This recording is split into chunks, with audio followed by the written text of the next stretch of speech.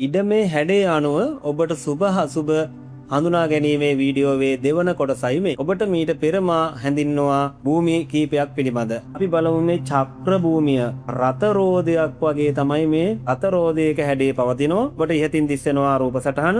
රත රෝදයක් හෝ හැඩයක් ඇති මෙම ඉඩම ඉතා දුර්ලභ වන අතර මෙය ඉතා අසුබ ප්‍රතිඵලගෙන දෙන වාස භූමියක් ලෙස සැලසෙනවා. දැන් මෙහිදී සමහර විට ඔබට ඉඩම මිලදී ගත්ත කෙනා සමගම ප්‍රශ්න මතභේද ඇති කරගන්නට පුළුවන්. ඒ අසල්වාසීන් සමග ඒ භූමිය ඔබට නිවස ඉදි ගැනීමට නොහැකි වන තත්ත්වයට පත් වෙන්නට උනත් පුළුවන්. මේ චක්‍ර කියන භූමිය දුර්ලභයි. ඒ කියන්නේ සුබ ප්‍රතිඵල තමයි ගොඩක් වෙලාවට ගෙන දෙන විදිහට මේ දක්වා තිබෙන්නේ. ඊළඟට දණ්ඩ භූමිය. දණ්ඩ භූමිය කොහොමද? දිගින් වැඩි ඉතා පළලින් අඩු භූමි. දැන් ඔබ දැකලා තියෙනවා කඩසාප්පු ආදියත් එහෙම තියෙනවා.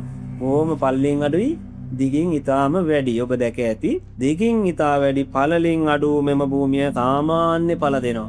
ඔබගේ මහන්සි ආකාරයට ඔබට සාමාන්‍යයෙන් විදිහට ප්‍රයෝජනයක් උදා කර ගැනීමට හැකි වෙනවා. ගොඩක් වෙලාවට මේ සත්වයින්ට අසුබදායක වෙනවා. මේ සත්ව කොටු ගොවි පොළවල් වගේ අපි කියනවා ෆාම් වගේ දේවල් එහෙමනම් ඇති කරන්න හොඳම නැති භූමියක් තමයි මේක. එවැනි භූමියවල සත්තුන්ට නිතර ලෙඩ හැදෙනවා.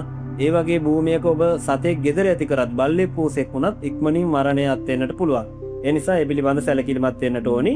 ගොඩක් වෙලාවට මිනිසුන්ට හැබැයි ගොඩක් වෙලාවට මිනිසුන්ට අහිත කරවන්නේ නැහැ මේ භූමිය. ගොඩක් වෙලාවට සාමාන්‍යයෙන් ආකාරයෙන් ජීවිත පවත්වාගෙන යන්නට හැකියාව ශක්තිය ඇති වෙනවා. දියුණු වීමට උත්සාහය තිබුණට අවහිරකම් වැඩි කියලා පොතපතේ සඳහන් වෙනවා වාස්තු නියමයන්ට අනුකූලව. එසේනම් මේ ඉදිරිපත් කරේ දණ්ඩ භූමිය පිළිබඳවයි. ඔබට මේ නම් මෙතරම් පුරු නැතුව ඇති. නමුත් ඔබට කරුණු කාරණා කීනේවා වැටහෙනවා ඇති. බෘහත් මුඛ භූමිය කියලා මීගාව භූමිය හඳුන්වනවා අපි. මෙය බෝට්ටුවක හැඩයක් වගේ තමයි ගන්න. ඔන්න ඔබට මම සරල භාෂාවෙන් කියා දුන්නා. බෝට්ටුවක අභ්‍යන්තරේ වගේ හැඩයක් තමයි තියෙන්නේ. මෙය පළල්ලු මුඛ විටක් බඳු භූමියකි. මෙය අසුබ ඵල ගෙන දෙන භූමියක් ලෙස වාස්තු විද්‍යාවේදී හැඳින්වෙනවා. නිවසියන් හිත මිත්‍රාදීන්ට අසුබ ඵල ගෙන දෙනවා. ගොඩක් වෙලාවට අන්‍යයන්ට උදව්පකාර අහිමි වෙනවා. එබැවින් මද දියුණුවක් සහිතව අමාරු ගමනක් තමයි යන්න පුළුවන් කියලා මේ පිළිබඳවත් පොතපතේ දැක්වෙන නිසා ඔබ මේ පිළිබඳව සැලකිලිමත් වන්නට ඕනි මෙවන් භූමියක් මිලදී ගැනීමේදී. මින් පසුව ශකට භූමිය. ශකට කියන භූමිය. දැන් මේ ශකට කියන භූමිය ගොඩක් වෙලාවට ගැලක හැඩය තියෙනවා. ඔබට මා මේ ඉහතින් දිස්සනවා ඇති දැන් මේ රූප සටහන. මේ ගැලක හැඩය ඇති මෙම භූමිය සුබඵල නොදෙනවා. කියන හැම එකම සුබඵල නොලැබේ. එතකොට මොකක්ද අපිට සුබඵල ලැබෙන්නේ කියලා කෙනෙකුට හිතෙන්නට පුළුවන්. ඔබ හොඳින් නරඹන්න ඔබට සුබඵල වෙන වෙනම ලැබෙනවා ප්‍රකාශ කරනවා. ගැලක හැඩේ ඇති මෙම භූමිය සුබඵල නොදෙනවා. ධනහානි දියුණුව මත වෙනවා. ප්‍රීතිමත් දැස දිවි ගෙවීමට හැකි පරිසරයක් සකස් වෙන්නේ නැහැ.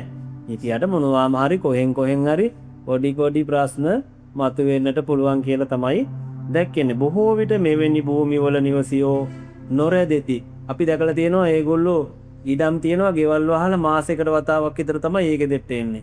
කැලෑ වල් බිහි වෙනවා නේද? අන්න ඒ වගේ තත්යකටපත් වෙන්න පුළුවන් භූමියක් විදියට හඳුන්වන්නට පුළුවන් මෙන්න මේ ශකට භූමිය. එසේනම් ඔබට මා දැන් මේ භූමීන් කීපයක් පිළිබඳ හැඳින්වුවා. ඊළඟ වීඩියෝයේදී ඔබට තවත් භූමීන් කීපයක් පිළිබඳ හැඳින්වීමට බලාපොරොත්තු වෙමින් අද දිනට ඔබගෙන් සමු ගන්නවා. සියලු දෙනාටම තෙරුවන් සරණයි.